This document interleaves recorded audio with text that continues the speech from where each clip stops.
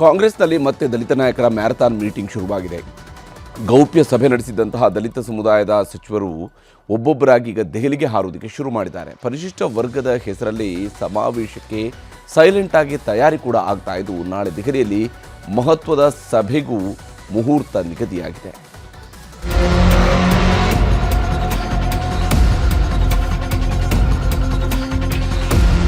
ಕರ್ನಾಟಕ ಕಾಂಗ್ರೆಸ್ ಪಕ್ಷದೊಳಗೆ ಸದ್ದಿಲ್ಲದೆ ಮತ್ತೆ ದಲಿತ ನಾಯಕರು ಆಕ್ಟಿವ್ ಆಗಿದ್ದಾರೆ.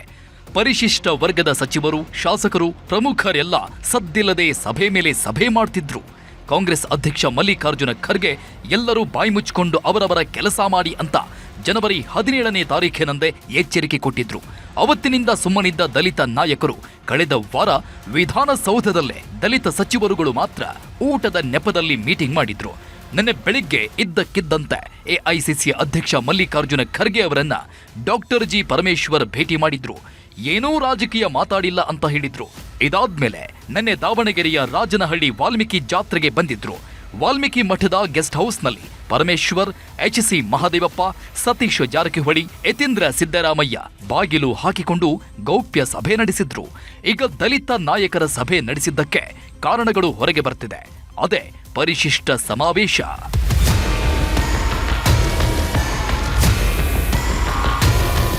ಕಳೆದ ವರ್ಷ ಡಿಸೆಂಬರ್ 4ರಂದು ಹಾಸನದಲ್ಲಿ ಸಿದ್ದರಾಮಯ್ಯನವರ ಹೆಸರಲ್ಲಿ ಸ್ವಾಭಿಮಾನಿ ಜನಾಂದೋಲನ ಸಮಾವೇಶ ನಡೀಬೇಕಿತ್ತು.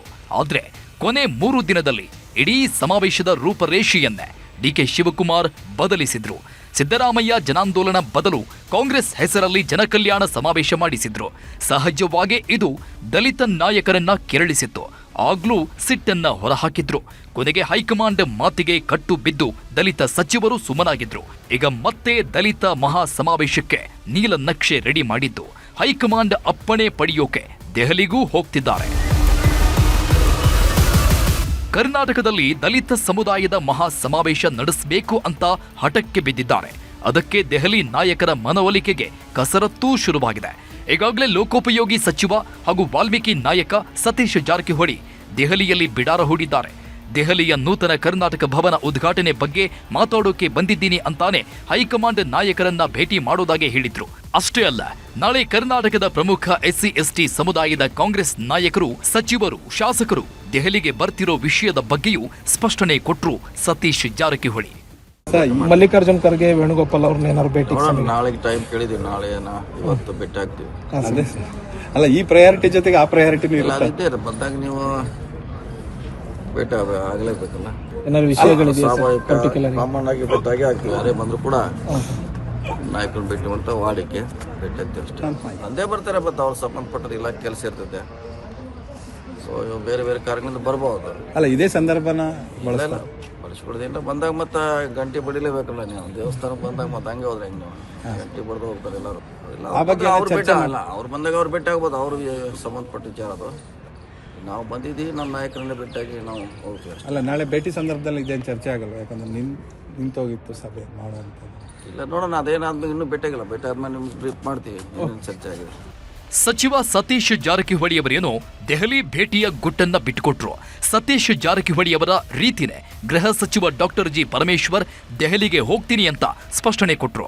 ಆದ್ರೆ ಯಾವಾಗ ಹೋಗ್ತೀನಿ, ಏನ್ ಚರ್ಚೆ ಮಾಡ್ತೀನಿ ಅಂತ ನಿಮಗೆ ಹೇಳಲ್ಲ ಅಂತ ಮಾಧ್ಯಮದವರ ಎದುರೇ ಹೇಳಿಕೆ ಕೊಟ್ರು. ನನಗೆ ಅವರು ಹಿರಿಯ ಅಣ್ಣ, ಹಾಗಾಗಿ ನಾನು ಆಗಾಗ್ಗೆ ಅವರನ್ನ ಭೇಟಿ ಮಾಡ್ತಾ ಇರ್ತೀನಿ. ಅನೇಕ ಕುಟುಂಬದ ವಿಚಾರಗಳನ್ನು ಮಾತಾಡ್ತಿರ್ತೀನಿ. ಭೇಟಿ ಮಾಡಿದಾಗ ಎಲ್ಲ ರಾಜಕೀಯ ಮಾತಾಡಕ್ಕೆ ಹೋಗೋದಿಲ್ಲ. ತಾವು ದೆಹಲಿಗೆ ಹೋಗೋ ಚಿಂತನೆಯಲ್ಲಿದ್ರಿ, ಆದ್ರೆ ಅದನ್ನ ಹೋಗಿಲ್ಲ. ಹೋಗ್ತೀನಿ. ಅದಕ್ಕೇನು ದೆಹಲಿಗೆ ಹೋಗೋಕ್ಕೇನು ಏನು ತೊಂದರೆ ಇದೆ? ಹೋಗೋಕ್ಕೆ ನಾನು ರಾಜಕೀಯ ಚರ್ಚೆ ಮಾಡಿದ್ದೀನಿ ಅಂದರೆ ಮಾಡಿದ್ದೀನಿ ಅಂತೀನಪ್ಪ. ಏನು ಮಾಡಿದ್ದೀನಿ ಅಂತ ನಿಮ್ಗೆ ಹೇಳ್ತೀನಾ? ಒಂದು ವೇಳೆ ನಾನು ಮಾಡಿದ್ದೇನೆ ಅಂತ ಇಟ್ಕೊಳ್ಳಿ, ಆಯ್ತಾ? ನಾನು ನಿಮ್ಮ ಹತ್ರ ಯಾಕೆ ಹೇಳಕ್ಕೆ ಹೋಗ್ತೀನಿ? ಅಂದು ಹಾಸನದಲ್ಲಿ ಸಿದ್ದರಾಮಯ್ಯ ಸ್ವಾಭಿಮಾನಿ ದಲಿತ ಸಮಾವೇಶಕ್ಕೆ ಡಿಕೆಶಿ ಬ್ರೇಕ್ ಹಾಕಿದ್ರು. ಈಗ ಪರಿಶಿಷ್ಟ ವರ್ಗಗಳ ಮಹಾ ಸಮಾವೇಶಕ್ಕೆ ಸಿದ್ಧತೆಗಳು ನಡೀತಾ ಇತ್ತು.